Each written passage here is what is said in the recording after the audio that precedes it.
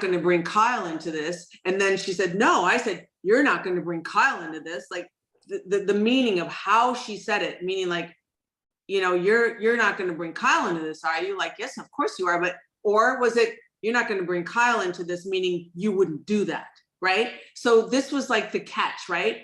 And I remember I was so dead at this stage of the game. I mean, I didn't have like my stamina for the show.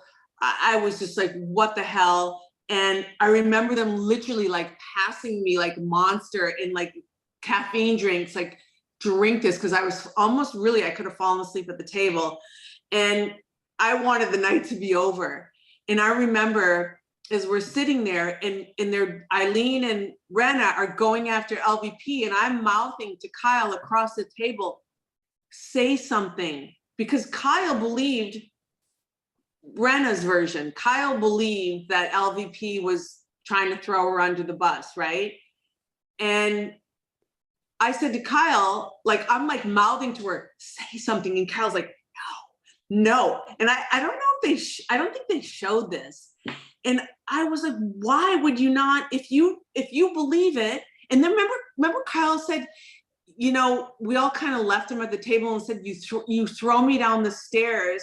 And I'm like the battered housewife that has to get up and say that, you know, it's not from you. Like, I can't remember what the analogy was. It was great though in the moment what Kyle said, like basically like, you know, you're beating me up and then you want me to have your back.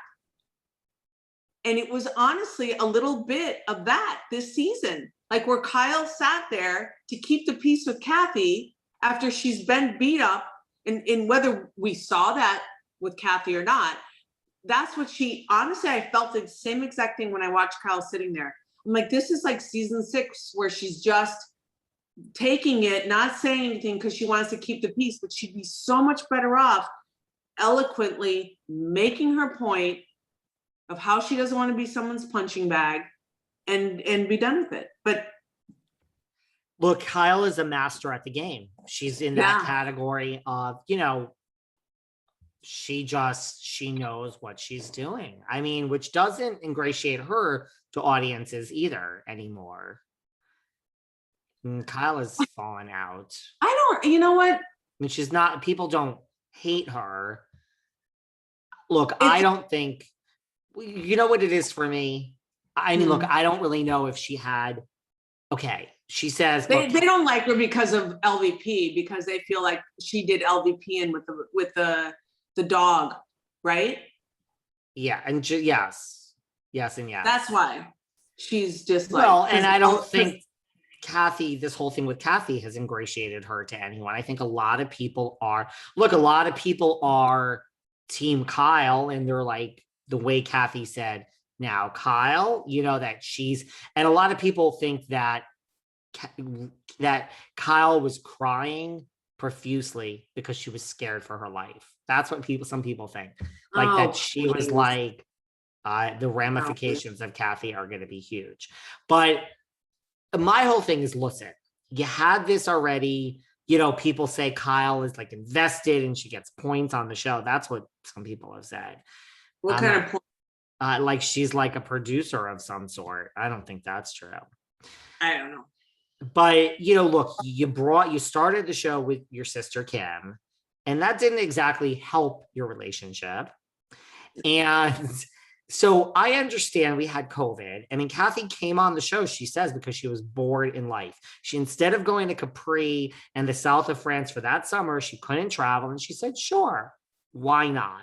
And that has led to the world loving her. And here we are. But my whole thing is like, I don't know if Kyle could have stopped her, but I go back to what, you know, she said, oh, this will be great. I'll get to spend time with Kathy. And, you know, they were finally back together. In what world, Kyle?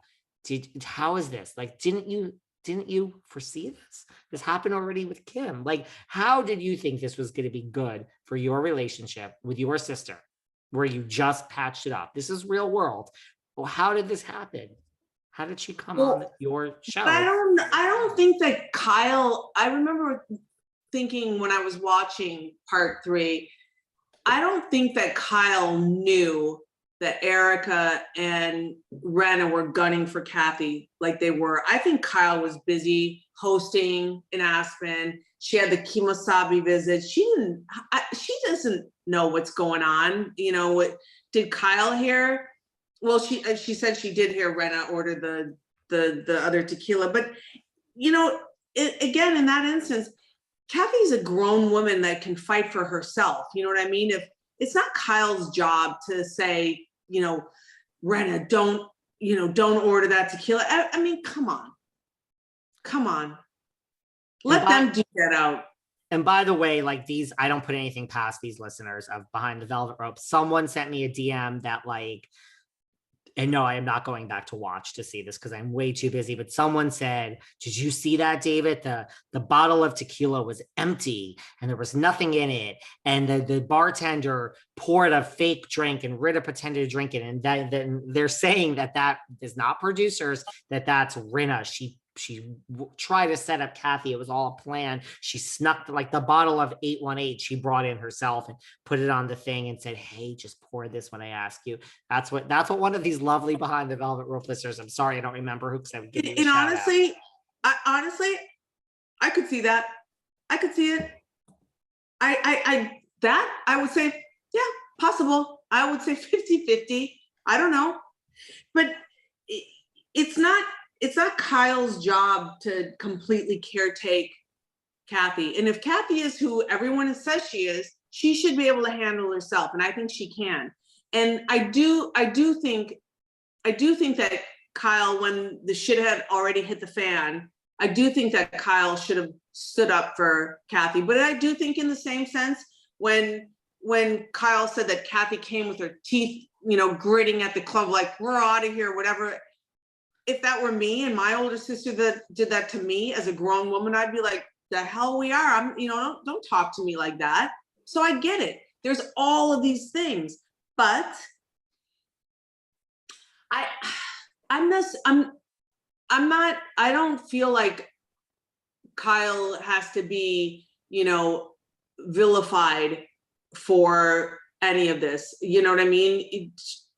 I don't like that she didn't stand up for her sister when they were sitting on the sofa for the reunion. She should have done that. Even if Kathy was wrong, if Kathy was dead wrong and Rena freaking played it on her phone, Kathy's saying all this shit. If I were Kyle, I would have said, well, she was probably tired. She probably had too much to drink. She was stressed. I would still have her back, even if all that came out. But they don't have that relationship. I agree with all of that. Like, and I'm not vilifying Kyle at all. I do agree. Like, look, here's an example. Like, I have, say friends, like you have your inner circle of friends. Sometimes you're just like, the other night I was out with these friends, whatever. And I was like, I wasn't feeling it. I wasn't like loving them. I was like, I've got so much work to do. Like, why did it look? I was mad at nobody but myself. I'm like, why did I agree to this? This is like not this, whatever. But then like someone else, like there's a scuffle over a table and then you jump to this inner circle's defense and you're like, fuck off. Cause that's how we do it in New York, KATHRYN. So then I jump up and I'm like, fuck you. Don't you speak to my friend like this. So it's the same thing. Like you're saying, I agree. Like, whatever it is, wrong or right, you might be pissed at your family. When it's on a public forum, you just stick up for this. So I'm not vilifying Kyle. It's just, to me, I agree, especially when these things, true or not, are so egregious. It's like we're claiming racism and homophobia, but there's a lot of things. This is the time, and you deal with whether it's true or not when you get home and shut behind closed doors. But these are really, really crazy allegations that are so detrimental to someone's reputation and character. You got it. That to me is you speak up and you shut this shit down and you put these two, Tweedledee and Tweedledum, in their place. And then you go home and you analyze, well, why did you say you hate me and this, and why are you using these words? Oh, you didn't use, you figure out what's true and not true tomorrow, right? Exactly.